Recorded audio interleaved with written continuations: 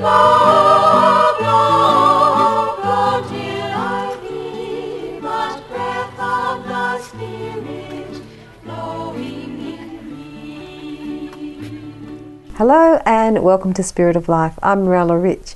Today our guest is Father Peter Ferwerda, a Catholic priest in Victoria, and we'll be discussing Our Lady Queen of Peace's message, which was dated the January the 2nd, 2018. Welcome to the program, Father. Thank you very much, Mirella. Thank you. So we're going to talk about the message Our Lady gives to the visionaries in Medjugorje. This one in particular is to Mirjana on January the 2nd, 2018. Oh, yes. On that little village in Bosnia-Herzegovina where she's been appearing since June the 24th, 1981, as you know. But would you like to say anything before we start the show? Yes, I'm very grateful to be able to talk about our Blessed Mother and Jesus, of course. And so I also, whatever the Church decides on this issue of Medjugorje, I hereby abide by. So whatever the Church decides, I will abide by that. All right, beautiful. Well, Our Lady said on January the 2nd, 2018, through Mirjana, she appeared to Mirjana Soldo, and gave this message to the world. Dear children, when love is beginning to disappear on earth, when the way of salvation is not being found, I, the Mother, am coming to help you, to come to know true faith, living and profound, so as to help you to truly love. As a mother, I am longing for mutual love, goodness and purity. My desire is that you be just and that you love each other. My children, be joyful. In your soul, be pure. Be children.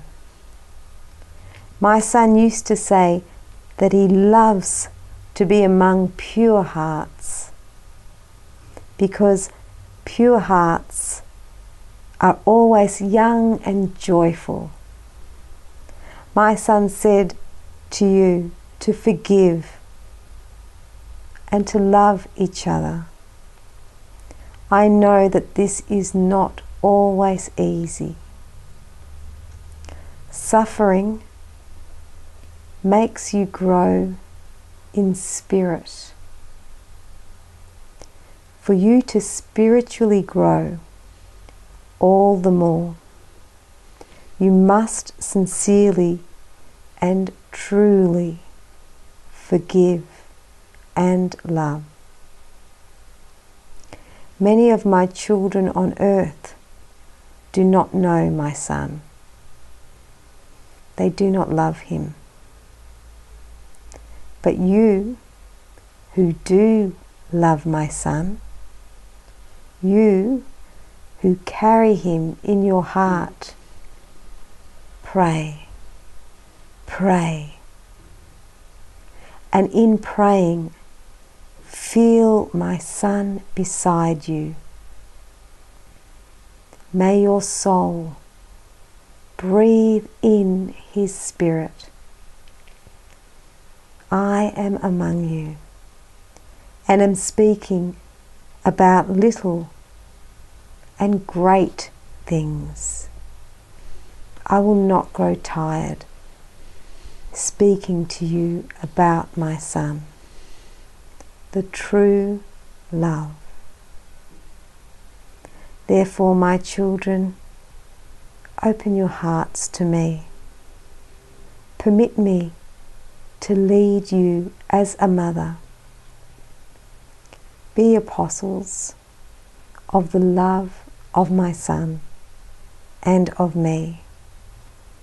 As a mother, I implore you not to forget those whom my son has called to lead you. Carry them in your heart and pray for them. Thank you. So it's a really to me it's such a beautiful, sincere message just of our times, of today, what we're going through in this world.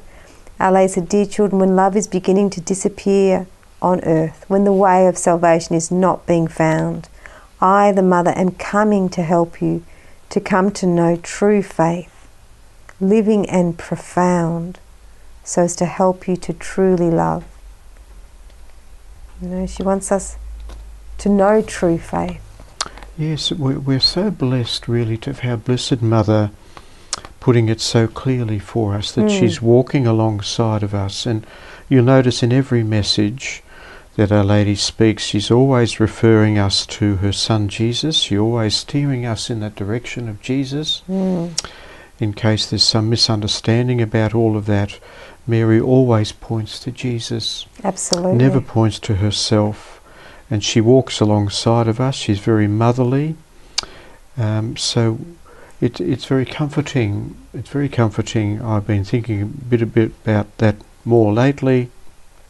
This motherly presence of Mary, particularly those of us who have lost our earthly mothers, we feel comforted by the fact that we hope our earthly mothers are in heaven with Jesus, and we pray for that, but we know for sure that we've got a heavenly mother, Mary herself. Yeah. I remember when my mum first told me about Mary, and I was thinking, but you're my mum. I was only little, like when I was very, very little. She goes, and I was saying, but you're my mother. I didn't know I had another one. It was like so scary. Kind of, it was like a new thing, a really unusual thing for me. But it was it's beautiful, it's true. Our Lady loves us so much, and so many people love her so much. Like so many faithful people really have this beautiful respect and love for Mary. And of course they love Jesus. You know, they love Jesus. They put Jesus in the highest place, but they have this absolute beautiful respect for Mary. Yes. And I've met Protestants who also have found comfort through Mary. So she's starting to be found by other people, not just Catholics. The people outside the Catholic faith are starting to discover more that Mary is a mother. That all of them are her children, whether they're Catholic or no religion. All of us are Mary's children. Beautiful. On that note, we have to go to a break. You're watching Spirit of Life. Stay with us. We'll be back with more very shortly.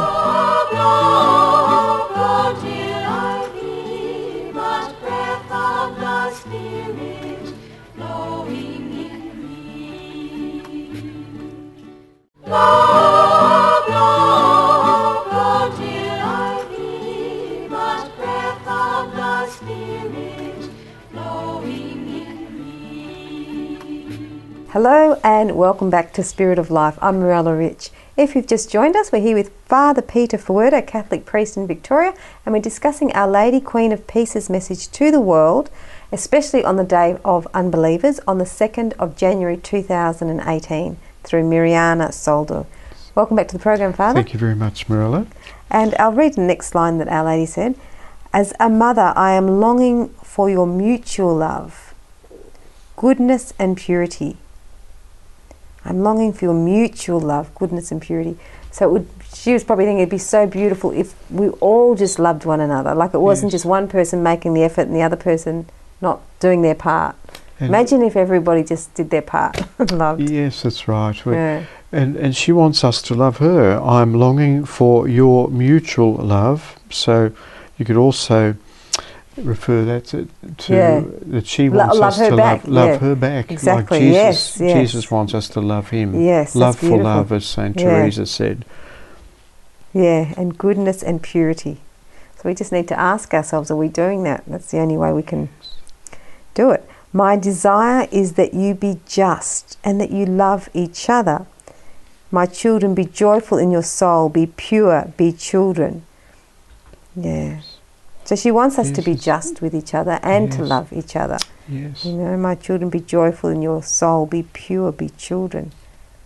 Be like the innocence of children who just trust and love. Yes. You know, they or the joyful part of the children. I mean, sometimes I suppose children, you've got to teach them not to trust everybody, you know, to be wise and everything, but to have that joy, the joy of life, you know. And they are innocent before they reach the age of reason, of course, they are innocent and by nature.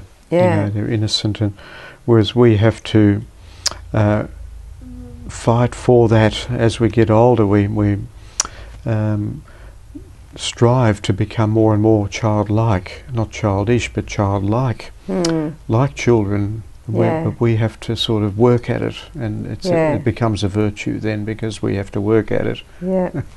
Our Lady says, my son used to say that he loves to be among pure hearts because pure hearts are always young and joyful. My son said to you to forgive and to love each other. What would you like to say, Father? Yes, it's very clear there. Jesus loved to be amongst people who are pure, and but at the same time also he extends his mercy and his help to anyone who perhaps is struggling in perhaps in some sort of state of life where they're not pure, or they're not the way they would like to be themselves. Even people maybe not at peace within themselves because their conscience tells them that they're distancing themselves from God, and he reaches out to such people too. He loves to extend his merciful love towards that situation, towards people who need him. Particularly sometimes people, we get into habitual sins, we need to be hauled out. Someone needs to help us out of this situation, and all of us have little habitual sins. I imagine that we need God's love and God's help to fight against that and to be better. But I guess also I think she's also saying he loves to be around pure hearts, the ones who are joyful, you know. Yeah. It's like it's always nicer to be around people who are living. I mean, we have to love everybody, but it's always nice to be around people who are just living purely and loving. They're joyful, they're happy to be alive, they're happy to love and to give and to be holy and go to Mass. It's nice to be around people like that. But we have to have, mercy for other people who don't live that way. Yes, I remember once I was working and my room overlooked a little kindergarten, and there was about 30 or so children there, and they were different races, obviously, different coloured skin, and yet they played together and they all got on so well. And as I was watching this in between seeing patients, I thought to myself, wouldn't it be wonderful if we could all be like that, that we accept each other just for who we are, how God has made us. Exactly. We were just saying that at the park just 2 days ago. I went to the park with my daughter, and I thought this girl had run up. She was from another, she was different nationality. And I thought she'd run up and said hi, and I wasn't sure.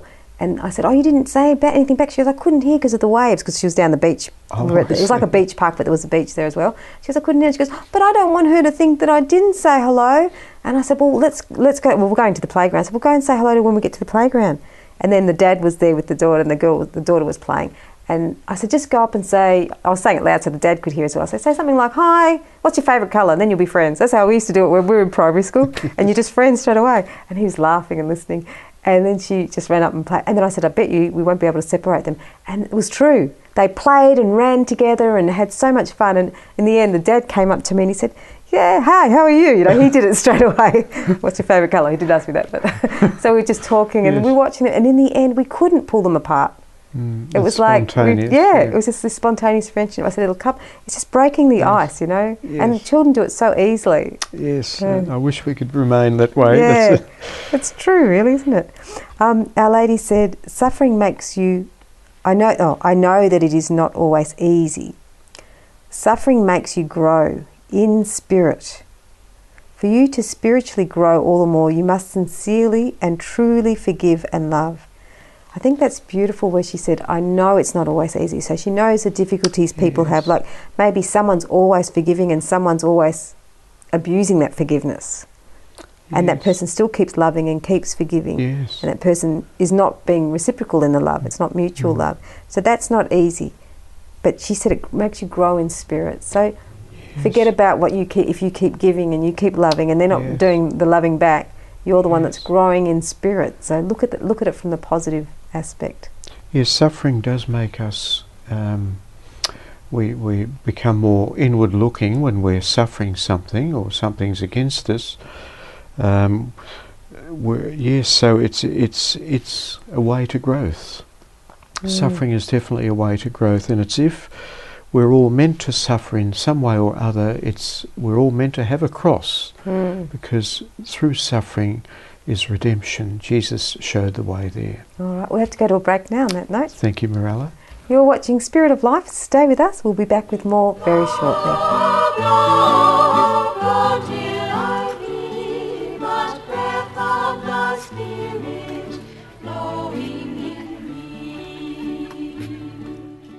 Blow, blow till I feel much breath of thy spirit blowing in me. Hello and welcome back to Spirit of Life. I'm Mirella Rich and our guest is Father Peter Ferwerda, and we're discussing Our Lady Queen of Peace, his message from the 2nd of January 2018. Welcome back to the program. Thank you, Mirella.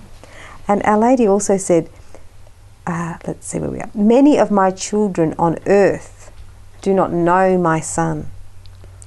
They do not love him. But you who do love my Son, you who carry him in your heart, pray, and in praying, feel my Son beside you. May your soul breathe in his spirit. I love that line so much. Yes. That's those two sentences. Yes. Because she's saying the facts. Like, there are people who don't believe, who don't love Jesus, but the ones who do pray, they're the ones that are making the difference. She's already said it in other messages. Pray, and feel his presence beside you. Yes. And breathe in his spirit. I just think those words are It is magical. That's just, it's very beautifully yeah, said. miraculous. Yeah, Yes. joyful. And as you know so well too, Mirella, in nearly every message, I think there's only been 3 messages in the several thousands of messages that Our Lady has said in the last 36 years, and all of them mention either prayer or praying. It's our communication with God. That's what prayer is basically. Yeah. And the more we communicate with Jesus and with Mary, the closer we get to them. It's like talking to them and they're talking to us internally. So I think the main message of Medjugorje seems to me is prayer and loving our neighbour, and a merciful love. In other words, a love that is not just responding to their love for us or anything, but a merciful love, which is more challenging. A merciful love is when you love someone when perhaps they haven't loved you, or when they're doing something against you, to put yourself out and to love that person. Yeah. As I see it, that's a merciful love where we're... And that's probably the only love that's going to make that person change, because they're going to know that they're not worthy of it because no one else has done it back to them when they've behaved that way. No. But if you keep doing it and keep being the one to love. And it takes something out of you when you love that way. It does take something out of you. Your soul, your spirit. No, but it gives you something back. Like Our Lady said, what did she say? She said something really beautiful about that. Helps you grow in spirit. Yes. You know, so just be conscious of growing in spirit when you love like that. It's beautiful. Our Lady said, I am among you and am speaking about little and great things. I will not grow tired speaking to you about my Son, the true love. Therefore, my children, open your hearts to me. Permit me to lead you as a mother. I'll just stop there for a moment. But there she's saying it. She's leading us to her Son, the true love. The true, I mean, what greater love is there, you know? Yes. As Jesus said, to lay down your life for your brother. Yes. You know? And the Gospels are written not only to tell us the story of Jesus, what he said and did, and everything Jesus said and did is what God says and does, because Jesus is God, but also the Gospels are written for us to try and imitate them, as difficult as that is, and we only can do it through the grace of God. We need God's grace to imitate the love of Jesus. But so the Gospels are written for us to try and live them. Exactly, Live to Jesus, be like to Jesus. be Jesus, to be another Jesus for our fellow man.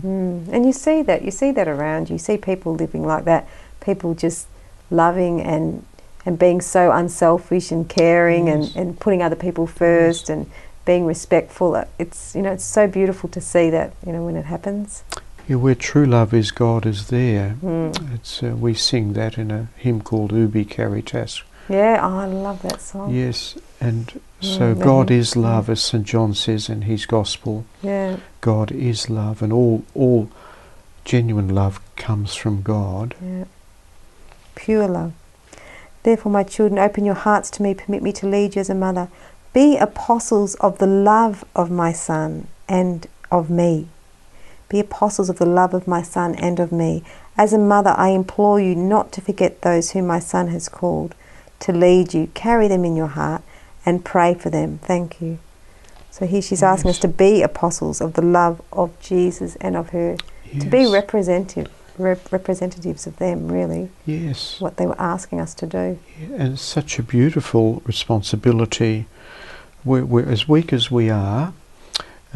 Jesus never asks us to do anything that he doesn't think we're capable of. He always asks us those things which he believes we can do for him. Yeah. And he's always ready to provide the grace. But we just have to ask him. We have to remember to ask him and to surrender things to him, as we mentioned in the previous message. Because we think, oh, I have to do this, I have to do this, I have to do this. But we really have to stop and say, no, let God help you. Yes. The more we involve God in every day-to-day, simple day-to-day activities, the better it is for ourselves, and the more God loves that. Yeah. He wants us to include him in everything. It's so true. It's so true. Just have to always remember that it's to include him in everything. Exactly as you said. Yeah. Everything. Ask his help, and not to be overwhelmed when you've got to do so many things. Yes, and he takes care of it. Yeah. This is to trust and see. Trust and see. I should write a song about that. Trust and see. So Our Lady said also, I implore you not to forget those whom my Son has called to lead you, not to forget the priests. That's what she means there. Carry them in your hearts and pray for them. Thank you. So always to remember the priests. Miriana once said, don't judge the priest if he's this or if he's that, because you will be judged in the way you judge your priests, Our Lady said. So we just have to pray for the priest. And I remember during the Mass once praying for the priest as he was saying the Mass. And I just was nearly in tears because the Mass was so amazing. When I was praying for him, I was just it was almost like literally God was just speaking to me through the priest. It was so supernatural. Yes. And all I did was just pray for the priest during the Mass. Yes, and we priests very much appreciate your prayers. We need them like anyone else. Yeah. And so I'm very happy that Mary, our Blessed Mother, asks everyone to pray for us, because it's the greatest gift you can give, is to pray for someone else. Thank you so much for coming on the program, Father. Thank you very much, Marilla.